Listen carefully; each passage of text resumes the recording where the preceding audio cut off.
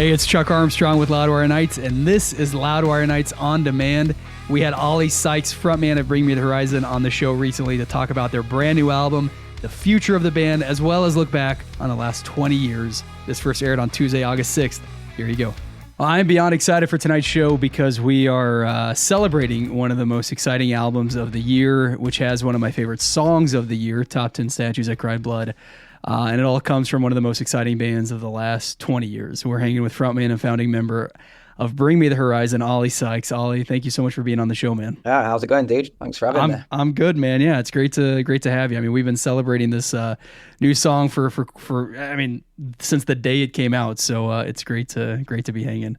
I'll say, man, right out of the gate, congrats on the release of this latest album, Post-Human NeX GEn. How's it felt to have this out and now to have a little bit of distance between it actually coming out and where you are right now? Yeah, it's been good, man. It already feels like a million years ago that we released it. Just on to the next thing now. And but yeah, it was a really nice feeling to get it out after 3 years in the making. It's just been a kind of a weird, wild roller coaster for Bring Me the Horizon the last few years, and yeah, it's a weird thing to have like an album that you sat on and it's like 95% finished but not quite, and everyone's waiting for it. And the label wanted to release it like in September because they just for some reason love to have a million years, and it was kind of killing me.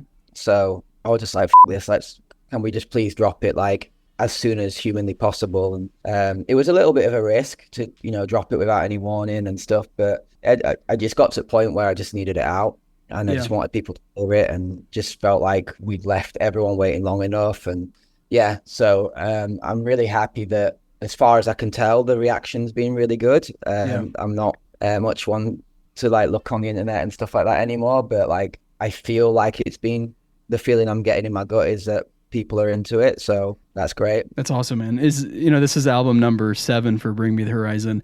Have you had that feeling before where you're just like dying to get it out and just ready to get it out, or is this the first time where it's felt that way? I can't remember. It's always like weird stuff with us, you know what I mean? Like Sempiternal got leaked 2 months earlier, so that was just a whole different thing. It always seems to be some kind of drama with us, for whatever reason. So I don't remember quite feeling this way. I mean, I've one way that I felt for a couple of years, and I think it was after our album Ammo, is like just being the whole reason we started doing EPs and doing this project, because I just wanted to be a little bit more reactive, and I wanted less pressure in the department of releasing albums and stuff. When you make an album, you like kind of get off the road, you go away for 2 years or whatever, or you work on an album for like 3 months, a lot longer than that, and there's so much pressure on it, and there's so much pressure to deliver a certain amount of songs, and there's all this stuff, and then you release it, and then it's like, okay, now we've got to do all these weird installs and signings so we get it to number 1, and do all this shit that like at some point I just went, when did I start caring about all this stuff? When did I care about if we get a number 1 record, or when did I, you know what I mean? And I was like, so I felt this way for a while of just like, I'm just so over trying to do all that stuff. I just want to put the music out, because I've just realized you can get a number 1, you can get, top of the billboards, whatever, all that stuff, but a good album's a good album, and time will that's it tell. I mean, how many albums have gone to number 1 to drop to number 40 the next week? And since when does like a person who listens to rock music even give a shit about that? Do you know what I mean? And since when did I give a shit about that? And so it's nice to actually be like kind of living by my word and just being like, yeah, actually, no, we're dropping it. I don't care if it bombs. I don't care if it tanks. I don't care if the streaming services aren't going to support it the way they would if we gave them 3 months. You know what I mean? Yeah. I'm just like over that. So it's kind of nice to be like, I feel like what we did with NeX GEn kind of just, I don't know, sealed that last bit of hesitation, and just like, no, we're just going to do shit like that, Well, and if you are ready, right, and if you think the album is good, then that's, ultimately the most important thing. And that also leads to people connecting with it, right? You're not forcing something, you're not being inauthentic or whatever that is. That's why fans react positively, because it's something that you care about, something that you deeply care about, Exactly, and yeah. you're Exactly. making it because you care about it, not for any other reason. Yeah, exactly. And I think like if an album needs like loads of promotion and loads of, back scratching and whatever else to make it successful, then it must not be a very good record. You know what I mean? Yeah. So it's like, just put it out and see what happens. Yeah, the idea of success and good aren't always the same, just because something's successful doesn't mean Exactly. it's Yeah. good. I mean, I think our band are like living proof of that. Like we're headlining festivals, we're bigger than ever been. Yet we're not like I can walk out on the street and no one has a clue who I am. You know what I mean? Unless you listen to rock music, and it's like we don't even have a hit really. Like we have just loads of good songs that have done well. Like, and we're like playing all these headlining all these festivals in Europe now, and I'm like every band underneath us, I'm like they've all got hits. Like they've all got songs that are like etched in the public memory. Do you know what I mean? In the domain, and we haven't. But that's to me that's cool. It's just like, well, there's a place for a band that just has good songs. Do you know what I mean? You don't need that. You don't need like a overnight success. Like, and it's interesting. But the more I kind of listen to that, I think the more it's gonna open me up to just being true to like what I actually want to do creatively and not worry about that kind of external noise. You talk about the pressure of making an album, releasing an album. It seems like you've added pressure too because of this whole 4-album project with Posthuman, right? You did Survival Horror 4 years ago. Now finally, NeX GEn is out. Do you feel like an additional layer of pressure by thinking like, well, I still have to complete 2 more albums to fit into this project? Not really, to be honest. I did, and after the first EP, I actually begun to work on that kind of mindset that I had of, I fell back into drugs during the first record and when it was the pandemic and stuff. And I think part of it was just because I was so used to being burnt out that when pandemic hit and I didn't have as much to do, that I was just so bored and so like not used to just like being a real person that I just fell back into drugs. And I realized after that record, I was like, I've got to stop thinking the way I'm thinking. I used to think like my success was based on the fact that I thought in this way that like if we stop for a minute, our band's going to drop off. No one's going to like us anymore. Won't be big anymore. Like we've always got to make songs. We've got to keep pushing ourselves. We've got to we have to deliver this and we have to do that. And if we don't have an album, and I've just realized like even if that was true, like what is the cost of like living that way? Like I don't have a life. I still don't have a life. Like even now, like I'm slowly trying to get one back, but like I'm so into my work, which is great. I'm really thankful that I love what I do, but like it's like I don't see any of my friends. I don't see my family.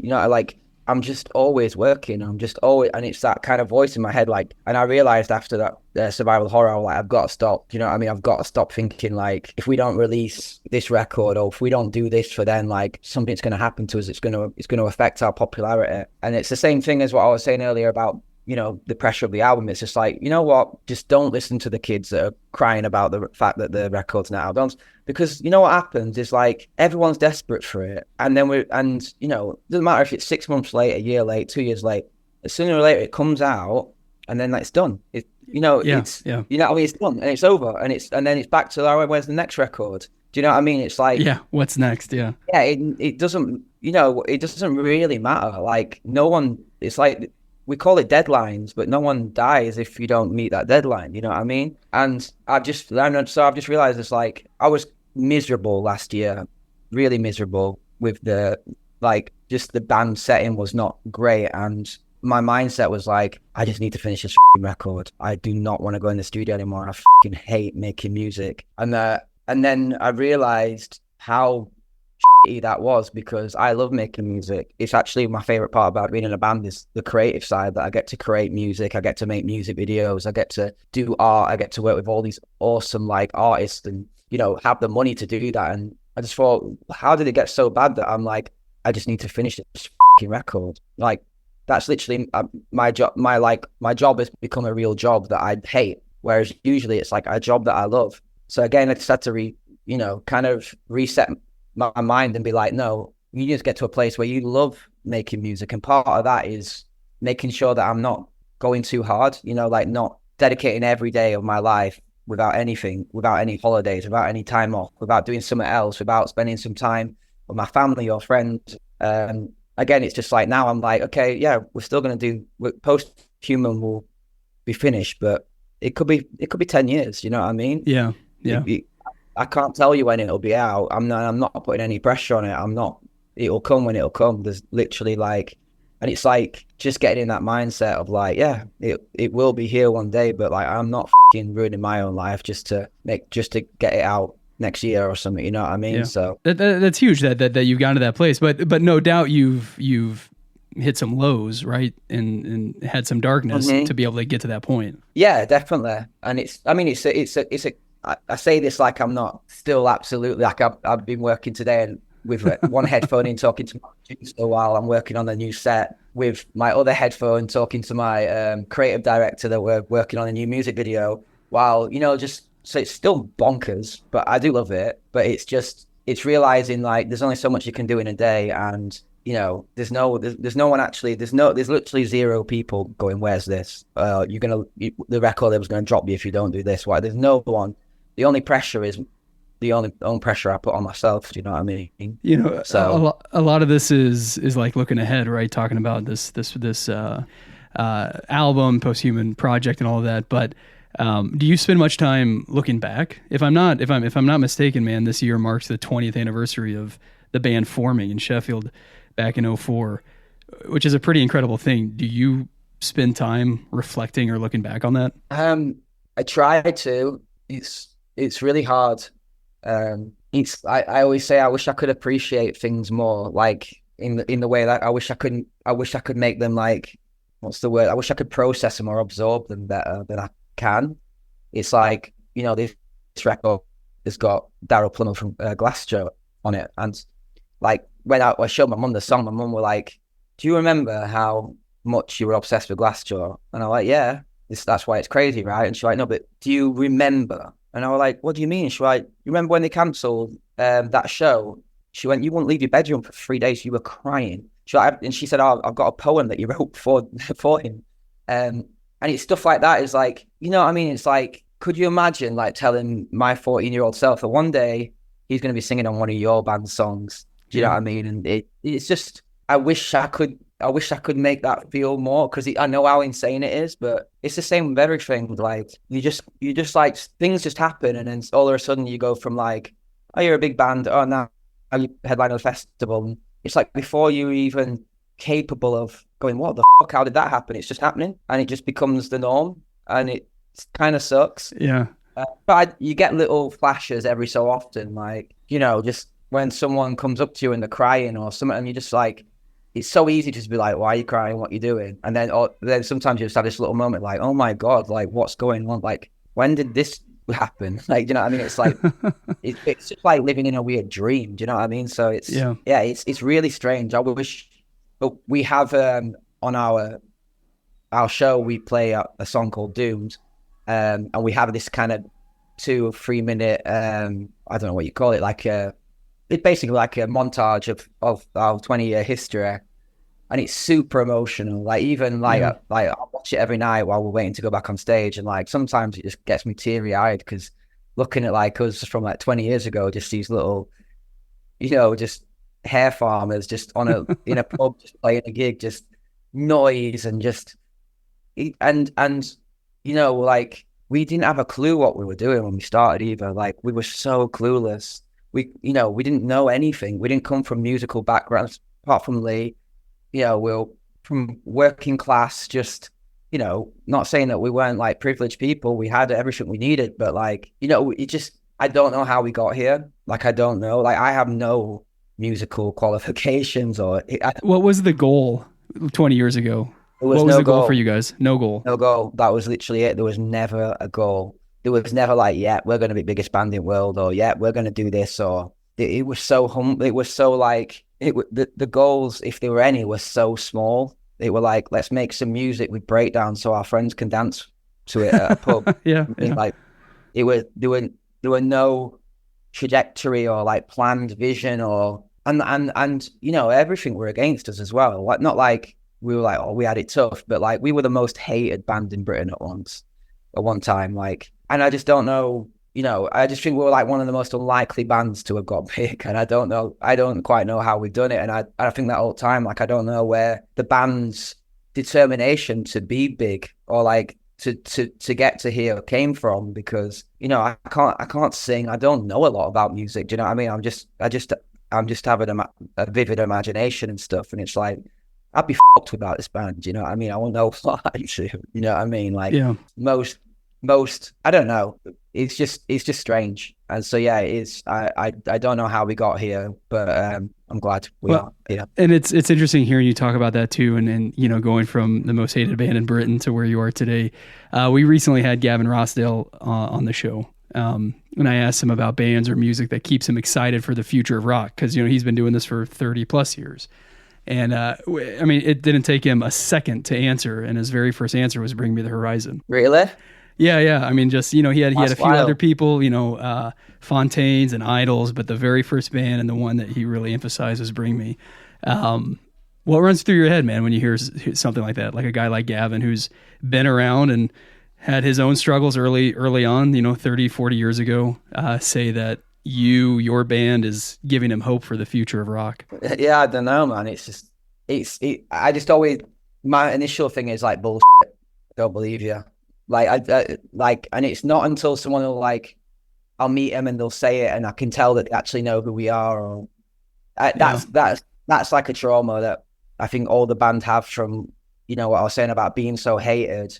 We're like, I think we kind of got like a little bit scarred from that, and so like in our heads, everyone hates us. Do you know what I mean? And it's not until like someone's physically nice to us or makes a gesture that like I'll believe it. Do you know what I mean? Like it's a weird thing. So it's like, I'm always like I'll hear someone likes us, but I'm like, you know, not that I'm questioning anything, but like, I'm always No, like, I get it, man. Yeah. like we have Aurora on one of our songs, and I'd heard that she liked us, but I was like, same with Grimes. I remember reading that Grimes liked our band in a Rolling Stone article, and I was like, really?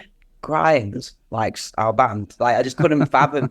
Like, yeah, it's like not until she actually sang on one of our songs that I was like, oh, she must actually like us, you know what I mean? Yeah. Well, we'll have to get Gavin. We'll have to see if Gavin will sing on one of your songs so that you can believe it, man. Yeah. Well, it's interesting too. You're in this, from my vantage point as a fan, seems like you're in a unique position where a veteran like Gavin calls you the future of rock, but then no doubt there are young fans, young bands who look at you as an example of what they want to do, right? Like you're sort of bridging these worlds. Do you feel that, like where you're at now, 20 years into it, do you feel that sort of as a front man, as an artist? Yeah, I do actually. Like, I feel like I was saying earlier about like us being an unlikely band, that I do feel like we've got big despite ourselves, and we've done everything not wrong, but differently, which shouldn't have worked, but somehow has. And I think that way that like, it's like we played, what's that festival called? The Emo Festival in Las Vegas. Oh, not Sick New World. When we were young. When we were young, yeah. Yeah. So we played that festival, which is like super emo, and then we got asked, you know, by the same promoters to play the new metal version, Sick New World, and I'm like, it's weird how no one knows where to put us. Like, I'm sure maybe there was two bands that have done that, but like, you know, like obviously, like when you look at Sick New World, it's System of a Down, it's Slipknot, and then when you look at the emo one, keep forgetting the name, it's you know, Micah and Paramore. It's very distinct. Like, these were the emo breakthrough bands, these were the new metal, and then it's like, what do we do with Bring Me? Just put them on both. And it's the same, like, we're playing festivals. We played like a black metal festival with like, you know, just the most crucial like fucking black metal, and then the next day we're on a pop festival with Sam Smith, you know, us headlining one day and Sam Smith the next. It's like, and it's the same with like, we've somehow managed to convince the people that we're not only like this legacy 20-year-old band that's have all this history, but we're like, to a lot of kids, we're like this brand new band as well, and we're like young and hip, even though we're like, so it could have, like, that whole thing could have just blown up in our face and just watered us down completely. But I you know, obviously a lot of it is the way we are and the way we've always changed our music. and I think some of it's luck, like the TikTok thing, when that got big, one of our songs got really big on there. And I think that just opened us up to a world of kids that are like, what is this music, Yeah. So I think we're lucky in that respect that we can, we have been going for 20 years, and in some respects we do feel like a band that an old band, but we're not quite got that legacy act thing yet, because we're still, our set mainly comprises of brand new songs. It's 70% like last two records, you know what I mean? Which is like not to the crowd's dismay either. Do you know what I mean? They want to hear it. Yeah. Like again, I do feel like it's a rarity when you're a rock band that's been going for 20 years. Everyone just wants you to play the old shit. Totally. So yeah, I think we're lucky and in that respect. Right on, man. I love that. Oli Sykes, thank you so much for hanging tonight, man. We've dove deep into Bring Me the Horizon's new album, Posthuman NeX GEn, on at loudwire.com. You can join us in the rabbit holes there on the Loudwire app, and you can always stay caught up with everything going on in Bring Me's world at bmthofficial.com. Oli, thank you so much for hanging, man. I can't wait to hear all that's on the horizon, and you are welcome back on the show anytime. Thanks, mate. Cheers for having us, and thanks for all the support on that. We really appreciate it.